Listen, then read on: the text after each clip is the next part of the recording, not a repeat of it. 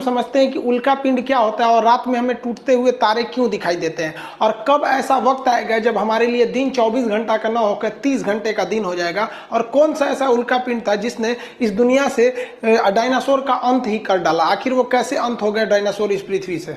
देखिए, सौर मंडल में जो होता है ना, सूरज से सबसे नजदीकी जो तारा है वो तारा बुध है, इसे हम लोग मरकरी कहते हैं। उसके बाद शुक्र यानी वीनस है। थर्ड नंबर पे हम आते हैं अर्थ यानी पृथ्वी। इसके बाद मंगल आता है।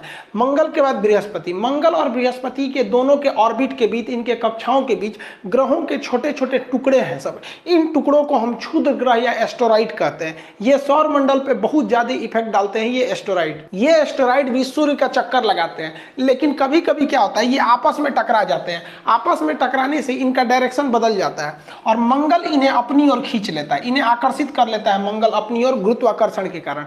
लेकिन मंगल भी क्या है, गतिशील है। तो मंगल आकर्षित करने के बाद अपने यहां से उठ के चला जाता है, क्योंकि ये गति कर रहा है। मंगल उठ के यहां चला गया। अब ये बकलोलवा जो है ये आपका यहां से सीधे आके गिर जाता है पृथ्वी पर। तो ये जो क्षुद्र ग्रह जो मंगल और बृहस्पति की कक्षा में था, आपस में टकराने और दिशा भटकने और साथ ही साथ मंगल के गुरुत्वाकर्षण द्वारा खींच लेने के कारण ये कहां चला आता है, इस डायरेक्शन में, और पृथ्वी से अपनी ओर खींच लेती है। तो इसे कहते हैं हम लोग उल्का पिंड। अगर ये पृथ्वी पे गिर गया ना तो किसी की जान ले लेगा, और ये हमेशा गिरते रहते हैं, पर डे ये गिरते रहते हैं पृथ्वी पर। पता चला हमारे ऊपर ही गिर गया तो मर ही जाएगा आदमी, उतना भयानक दूर से गिरता है। तो इसके लिए हमारी रक्षा करने के लिए हमारे चारों ओर है वायुमंडल, एटमॉस्फेयर है हमारे ऊपर। 640 किलोमीटर मोटी हवाओं की परत है। ये हमारे लिए एक सुरक्षा कवच का काम करता है। ये अगर नहीं रहता तो हम सब मर जाते हैं। जब कभी भी क्षुद्र ग्रह वायुमंडल में प्रवेश करता है तो इस पर हवाओं का फ्रिक्शन इतना ज्यादा लगता है, इतना ज्यादा,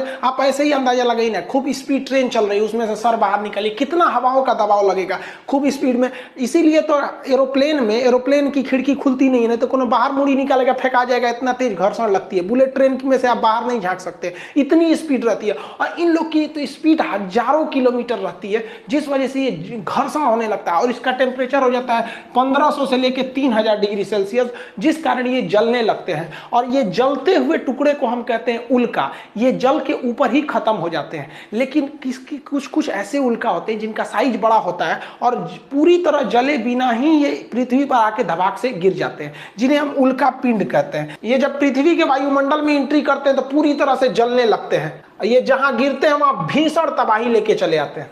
तो ये बहुत ज्यादा जरूरी है। और जब कभी ये ज्यादा मात्रा में गिरने लगते हैं, बहुत सारे टुकड़े हैं सब बहुत ज्यादा एक साथ एकदम ग्रुप बाई ग्रुप जब ये गिरने लगते हैं तो इन्हें हम लोग कहते हैं लाइट शावर।